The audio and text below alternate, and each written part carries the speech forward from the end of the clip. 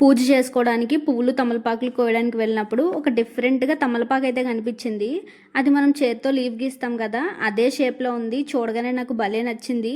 వెంటనే దీని మీద శ్రీరామ్ అని రాయాలనిపించింది, కానీ ఆ వర్డ్ మొత్తం సరిపోవట్లేదు. అందుకని ఓం ఆకారాన్ని అయితే రాశాను. చాలా బాగా వచ్చింది కదా, దాన్ని దేవుడి దగ్గరే పెట్టేసాను. పూజ కంప్లీట్ చేసుకుని మామిడికాయ కోయడానికి అయితే వెళ్తున్నాను. మామిడికాయ పప్పు చేద్దామని. చూడండి మామిడికాయలన్నీ ఎలా పాడైపోయాయో.